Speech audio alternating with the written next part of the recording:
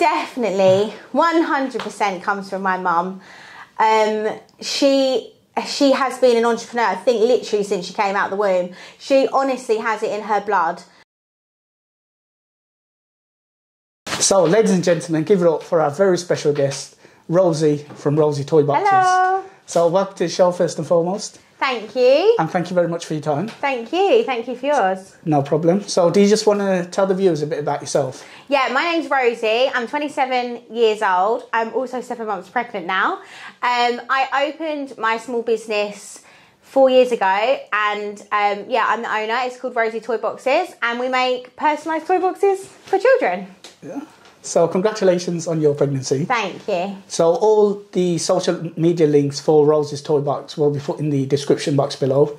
So feel free to take a look and place an order if you want as well. Thank you, guys. So do you just want to give us a bit of a background about Rosie's Toy Boxes? Yeah, so it was originally supposed to be a hobby, and I never thought it would be an actual small business, let alone my full-time job. And then having a workshop and hiring staff. When I originally started, I made a toy box that you'll see on my social medias, which is next to awful, and it never made it to its intentional place, which was my mum's nursery, it was supposed to be a gift for. When people saw it though, they said, you need to make more, how much are you selling them for? And at the time, I said I'm not selling them.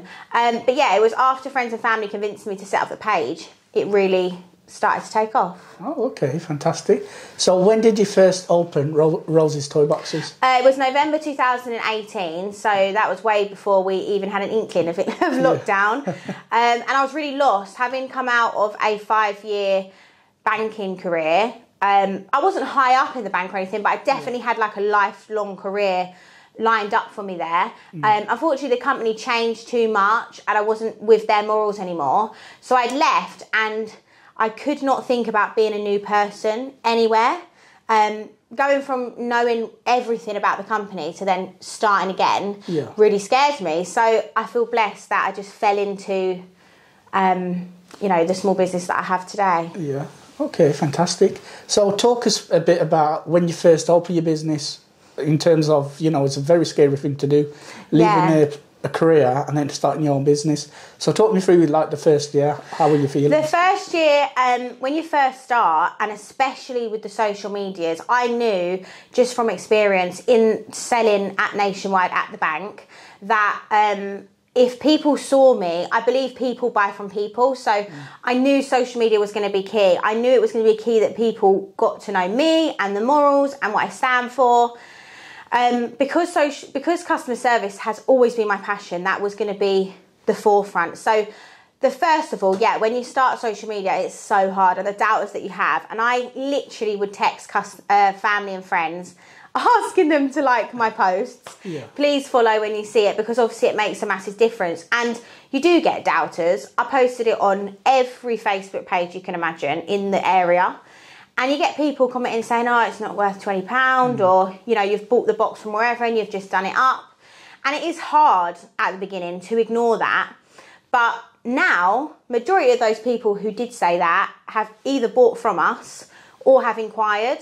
So it really shows the growth. But yeah, the first year is definitely hard, and I didn't make any money. There was no profit in what we were doing. I just knew that would come if I gave 100%. Yeah, absolutely, because you are doing really well on your social medias. Yeah, thank you. That's really kind. No, it does still blow my mind how well it has gone. But I think if I'm 100% honest, that is my effort. There has not been a day in the 4.5 years that I have had a day off. As in, there's nothing posted on the social media. Every single day there's been at least one story. Even when I'm in hospital, you know, I'll have a story posted, and that is the engagement. That's how it, you know, keeps up. And when you take your foot off that for one day, it drops, and you see that in the numbers. Yeah, absolutely. So in terms of your social medias, in terms of Instagram, you almost at 50,000 subscribers. Yeah. So how did you manage to grow it to 50,000? Well, we did hit 50,000, and naturally it does drop and it goes up and down. I have people message saying, oh, you've dropped, you know, is everything okay? And actually, when you're used to a bigger following, it does drop. When you've got, you know, 100 followers, it will go up and down by 20. So when you've got 50,000, it goes up and down by 1,000 because the ratio is the same. But yeah, how I got to that is just not taking my foot off the gas. And I watch followers even now to a halt, like a hawk. I mean, sorry, like literally to the digits. So when you're doing that and you're obsessed with the numbers and you see them going up and down, it will tell me like what was our most engagement day, and I'll look at what we did on that day, and I'll think, oh, okay, people like watching this or people like watching that. We all know social media is all about engagement, so it's about posting stories that people are going to reply to. So doing questions, like a poll. And like I said, I think people buy from people. So getting them customers to follow us as a person, me as a person, not just a business. I mean, they'd be able to tell you what my favourite crisp is because I've posted on, you know, before, whose crisp is this? And people naturally get competitive. We naturally, as human beings, want to click. You know, we want to be right. And it's tapping into that. And I think as I've grown, I've learned. I mean, at the beginning, if you look back on the social media, on the Instagram, I've never deleted anything. And you'll see that I was posting probably 4 times a day, absolute rubbish, a plain fabric picture. But it means that people are seeing you more. And then they're talking about you, and the word of mouth is massive, definitely. Yeah, absolutely. So tell us a bit about your TikTok page as well. So TikTok was scary for me. And it's funny because people probably think, oh, she's done it on Instagram, she'll smash it on TikTok and it's not scary. But it's literally starting again, because even though people have social media platforms, I personally have an Instagram and I personally have a TikTok, they don't necessarily watch the same things on both platforms. So it is literally starting from zero. We're nearly at 10,000, so that's great news. But TikTok is even more different to Instagram in the sense that it's even more engagement. You have to post even more than you do on Instagram. And I feel like a story on Instagram is a lot easier to film than a full minute TikTok because, you know, there's a lot of editing involved. It's a lot more timekeeping. And now we've got to 50,000 on the Instagram. I don't worry about followers as much. Whereas on the TikTok, I'm now having to get to that stage where I'm obsessed with it again. I've got the buzz for it to keep you motivated, because some TikToks you post and it'll get 1 million views, like the one you saw of me. Yeah. And you post and you'll get 50 views. And it's having that motivation to keep going. Whereas Instagram, you know, doesn't show you, it shows you likes, but it doesn't show you the views that people look at your photos. Do you know what I mean? So I find it harder to convey over TikTok. But again, I'm just learning as I go. And I think you have to make your own platform, your own signatures.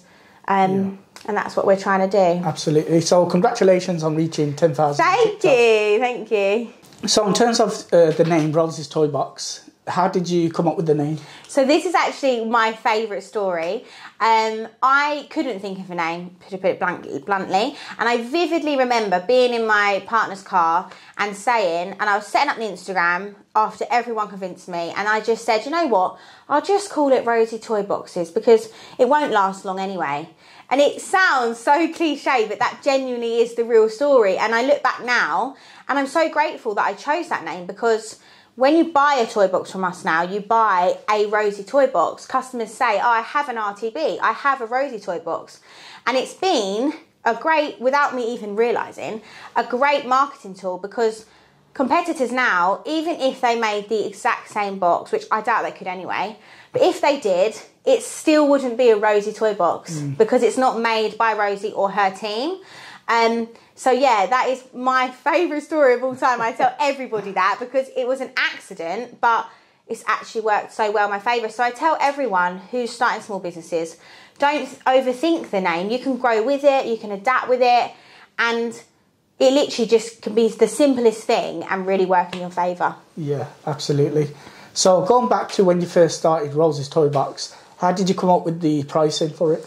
Pricing was really hard. I knew, you know, like the common thing to do was undercut competition, but I equally knew that my work was nowhere near what that was going to be, like what the competitors were doing at the time.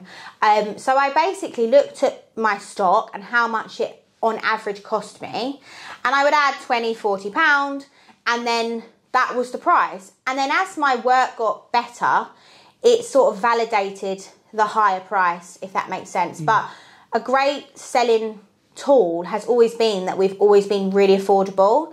And even now, if I look at competitors or similar sellers, the size of the box and the quality, we're still really middle and really average. So I'm really proud of that. But yeah, it could be difficult in the beginning because it's kind of a minefield. Yeah. So I basically added up my costs and added, you know, the couple of pounds that I wanted to make on top, which in the end you don't end up making because, you know, you buy lunch, you forget that you're literally living off of it. Yeah.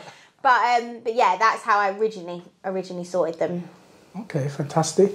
And in terms of your suppliers, how did you manage to find your suppliers? Suppliers is really hard. I feel like I'm saying everything's really hard, but in the first year it is a minefield and you don't know where to start. Suppliers, I always say to everyone, it is just trial and error. Unfortunately, you will never Google and find the best seller who will not make mistakes, who will not let you down. But I think when they do let you down, it's how you make it up to the customer, because it's not their fault that, you know, suppliers let you down. I've had some turn, you know, even the wood turn up and it's mouldy or it's even wet. I've had couriers break, so many. It's unbelievable. I couldn't even give you the figure how many couriers have broke. So it is trial and error, and you just think, okay, next time I won't use you. Or working with them. A lot of suppliers, which I find strange, aren't afraid of telling you where they get their stock from or where the best place is. You'll find that in the suppliers sort of world, everybody works together. So as long as you're not literally copying, everyone will help everyone else. I mean, I emailed and messaged so many small businesses when I started and not one replied. Some had like 15,000 followers and I thought, oh, they've just got so many followers, they never saw my message. I now know that was completely incorrect and they did just ignore me. So I now pride myself that I help others. But yeah, unfortunately, even if I gave people my supplier, it may not work for another person. It can just be so many different reasons that it is just trial and error. And that's for everything, you know, not just the wood, it's the letters, even the machinery. Yeah, it is just trial and error. And even now, I still change suppliers sometimes. Okay, fantastic. So go back when you mentioned when you ordered some of the stock and some of it was like rotten. Yeah. How did you overcome that? Did you get your money back or? Yeah, so sometimes there's been 3 incidences where it's happened that has literally thought the world is crashing down. One was originally when Bond first started and we had the biggest Christmas that I'd done since starting, which is now not that big for us, but at the time it was huge. And I had prepared everything and a large part of what we need, it was due like the next day and they emailed and said it's not coming. It's completely out of stock. Wow. You can't have it. And I remember looking at Bon and thinking, I'm going to faint. I didn't, but it literally, the panic washed over me. And some suppliers are awful. You know, they're so computer says no attitude. Others are, I'll help you, I'll support you, you can have discount on the next time. I think it helps to know your rights. You know, if anyone buys anything, you're entitled to a refund. But some suppliers will just refund and that doesn't help you. You know, you give all my money back. It doesn't get my customer their toy box at Christmas. So it is hard sometimes. But yeah, 100% always fight for the money back or a replacement. And then I'll give customers a discount or just try and make it up to them. I always think, what would I want? You know, I wouldn't want to pay for the same service. So I don't expect people to. But that's another thing that you learn as you go as well, because you get sort of customer feedback, customer reactions to the choices that you make. But yeah, and then literally Christmas just gone, the courier, we sent everything out, not so much a supplier, but there's still someone who worked with us, and they cancelled the collection 3 days before Christmas. So yeah, it was an absolute nightmare. But yeah, you just have to adapt. All of those customers got a discount, and they're all absolutely fine. None of them cancelled their order. So it just shows if you do adapt and you're honest, then customers will always understand. And I have learnt that. Absolutely. So you mentioned in one of your TikTok posts that I saw There's a Yes. lot of copycat businesses. Yes. So how did you first feel when you learnt about that? At first, I mean, especially before I'd hit like 10,000, it genuinely really does upset you. It genuinely, I have cried over some of them because one, for example, screenshotted my terms and conditions. I've had people post my work as their own. And at the beginning, I thought, that's it, I will out you on my own socials. And that's before RTB got very big. Now, I don't, because I actually, by sharing them, I give them more views. Absolutely. You know, so if they've got like 1,000 followers and I've got 50,000, they get massive views just by me sharing it. Yeah. I will always privately message them and just say, you know, just so you're aware, it's very obvious, and make it less obvious. But it's always gutting because I advertise that I help small businesses. I've helped numerous toy box makers. Because I do believe that there's enough children in this world for us all to do well. It's just, don't directly copy someone's work because you're not doing yourself any favours anyway. I've never found a copycat myself. It's always been people sending me them. So I think people see my copied work and think of me anyway. Yeah. Do you know what I mean? So it's kind of like free advertisement, but... Yeah. But most people I've had have been absolutely apologetic, didn't realise, you know, embarrassed. Others have been extremely rude and really mean. But it comes with the territory, really. But yeah, I always say to people, there's enough room in this market for us all to do well. Just don't exactly copy. And that's why now we have secret ingredients that absolutely nobody knows. So I know that you can't make the exact same, that will last the exact amount of time, the exact quality, because you don't know our secret ingredient. So yeah, you just learn as you go. Whereas in the beginning, I probably shared a lot of these secret ingredients on my stories, completely naively thinking that people aren't that harsh, but unfortunately they are. And you quickly learn to hide the secret ingredients, which is what we do now. But yeah, now I ignore it. I don't really look. If someone messages, I obviously say thank you to them, but I definitely don't out them because they get more views. Absolutely. By me sharing it. Absolutely. So seeing some of your work, you show me some of the work that you're doing, like some of these amazing pieces behind us. Thank you. So how long does it take roughly to make an order? So to make an order is 3 or 4 days. That's not with the box making, it's over a week. But at the moment, because we have a waiting list, we do releases. So we will sell 100 at a time. We always sell out within 24 hours, which is just incredible. So to make 100, it takes 6 to 8 weeks. That's what I kind of tell people, because I get a lot of customers saying, oh, it can't take 8 weeks to make a box. It doesn't. It takes us 6 to 8 to make 100. And how we can deliver them built and keep the cost down is by sending them out in areas. So we make them all, they all wait to go, and then they deliver in areas to keep the cost as low as possible. Okay, fantastic. So yeah. And in terms of the amount of employees you got in the business, how many employees do you have? I've got one full-time, Bon, who is a superstar, and we have a few banks, so they come and go, part-time. We've got someone joining in April, which is super exciting. But yeah, mainly it's just me and Bon here full-time every day, and we make it work. We do make it work. Big shout out to Bon. Big shout out to Bon. Yeah. She's sat here on the right hand side, so she'll make a special appearance shortly. So, going back to when you first started, how did you first fund the business? Funding the business was hard because obviously I had no income. I had a bit of savings, like a couple thousand, and I didn't put that all in at first. I sort of trickled it, but I spent well over that. And at the time, like when I said earlier that I used to add £20, £40 to what it cost, that actually just went straight back into cost because you have to buy stock in bulk to get it cheaper and ahead of time to keep up with the demand. So that's probably the hardest thing. As you grow, you'll find that you need even more funding and upfront to keep the costs low, to buy bulk.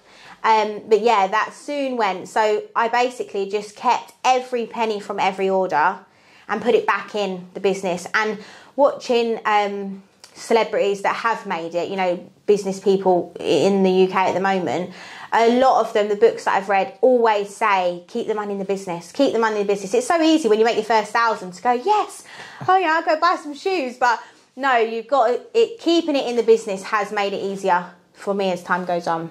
Okay, as well. Fantastic. And in terms of a small business like yourself, yeah, do you think there's enough support out there for small businesses? What did you say? Sorry, another? Oh, sorry. Sorry. So in terms of small businesses, yeah, do you think there's enough support out there for small businesses? Yeah, definitely. I think it's hard because social media now, Instagram in particular, from when I started, for small businesses it doesn't support as much. The algorithm supports, so if I like a photo, it will only show me similar photos. So for different small businesses it's really hard to get seen, which is why now I would probably say to people, especially small businesses, go straight onto TikTok and then build the Instagram. Basically the opposite way that I have. When I started, TikTok wasn't even around. Or if it was next to nothing, which I don't even think it was around. So yeah, building the Instagram is a lot harder now. It's slower. It's slowed down for us even. So don't get disheartened by that if you do that. I don't think there's enough support government-wise. I don't think there's enough funding, especially at the moment with the living crisis.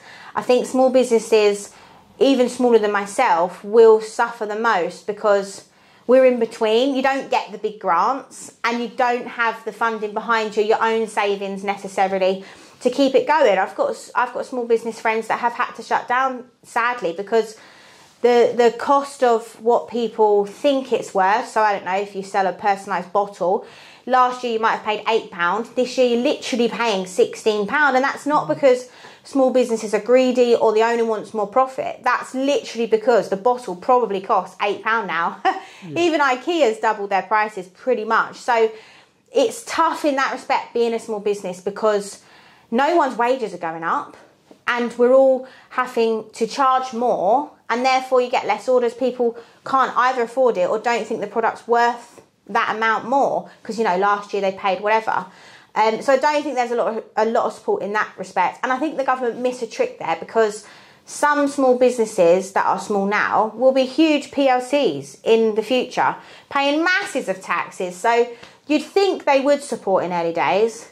But yeah, so I think it swings and roundabouts. I do think there's a lot of support in the community. If you go on Instagram now and you message a lot of small businesses, most will help you, not like when I started, because we're all in the same boat.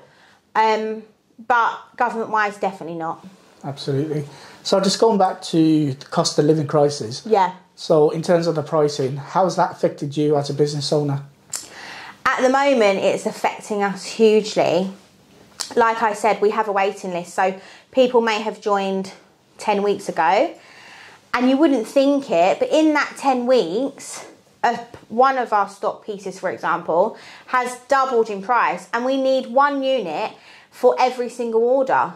So how that trickles into the profit margins, you know, especially when you've got staff and you've got a workshop to pay for, you have to add that.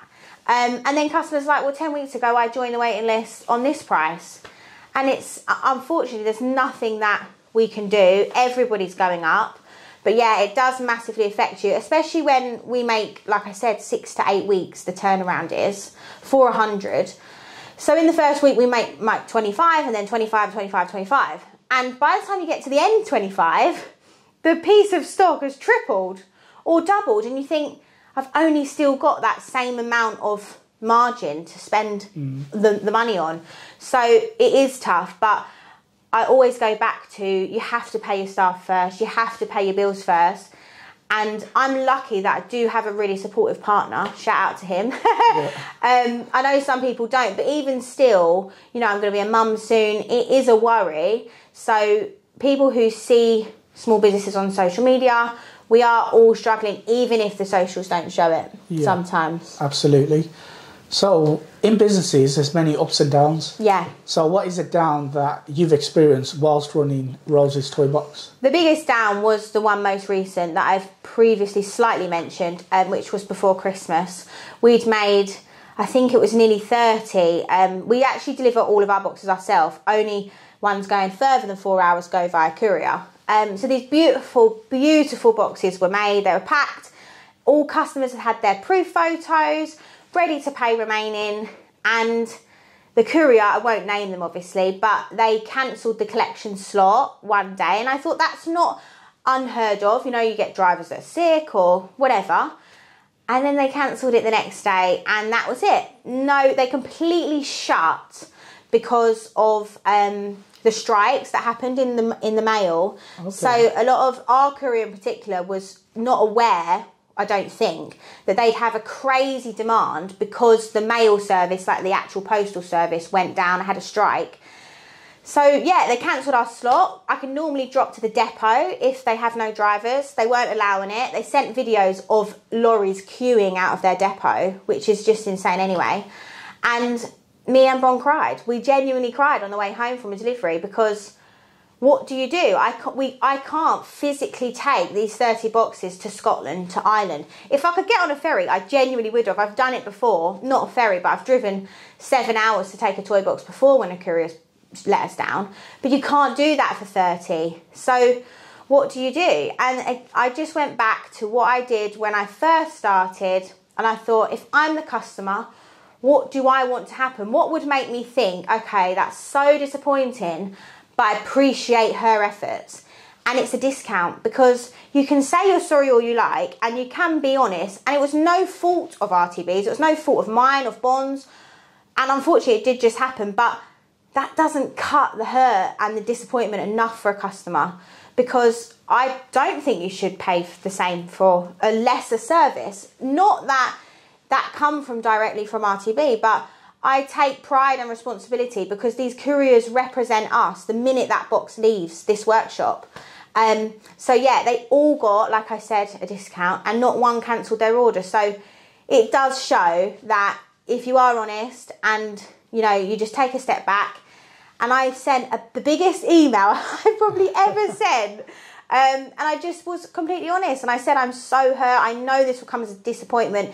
It is a disappointment for me. I've got these beautiful boxes. I'm selling them almost half price because I know the hurt. And I think as well that showed customers that their children yet didn't get it for Christmas, the 30.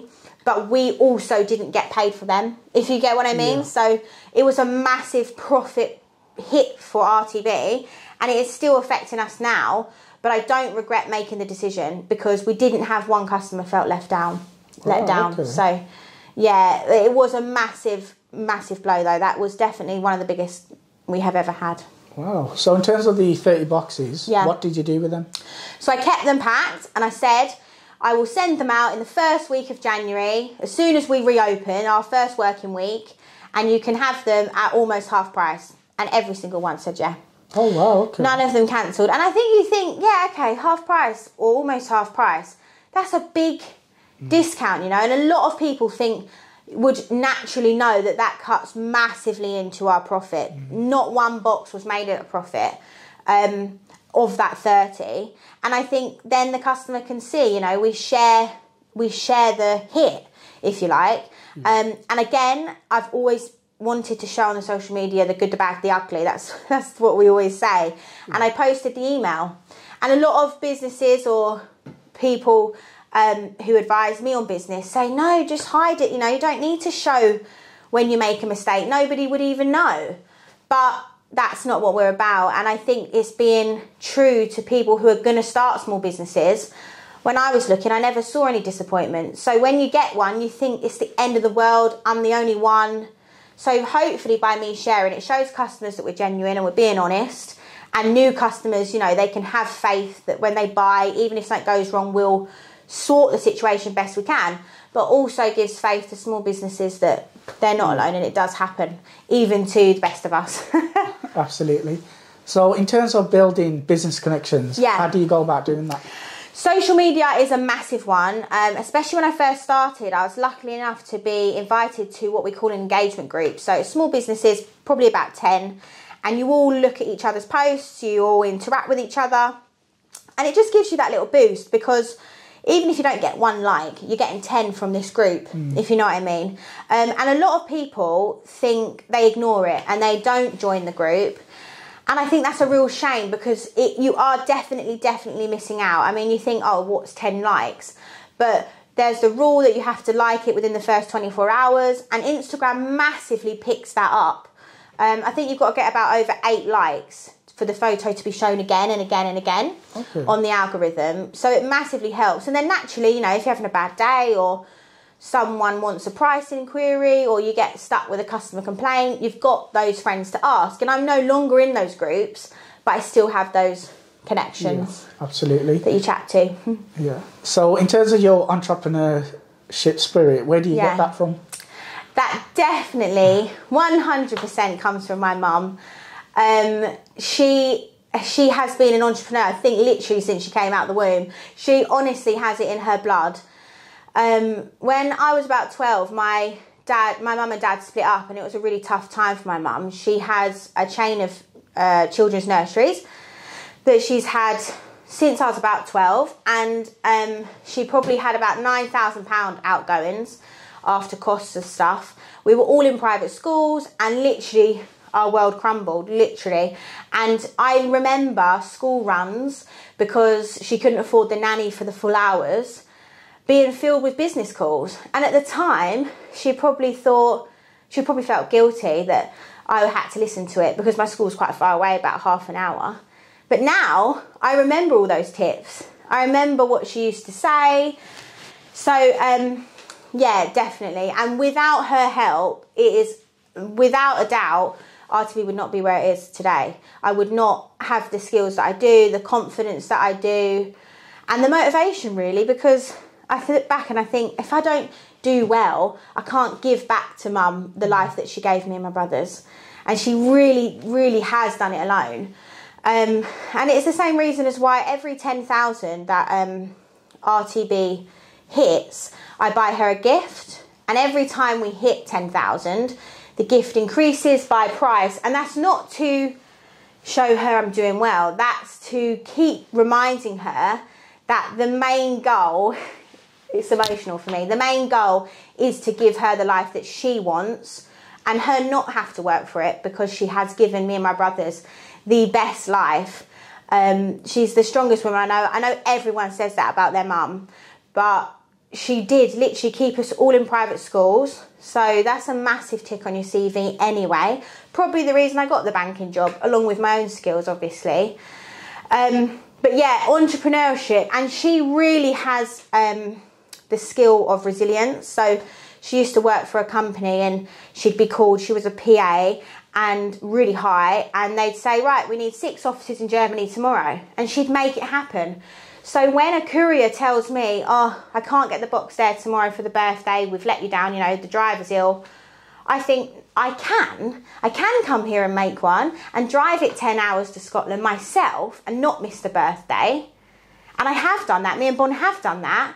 And that's only because I just think, what would Mum do? Mum would not say no. She is incredible, and that is 1,000,000% where my entrepreneurship comes from. So a big shout out to your mum. Yeah.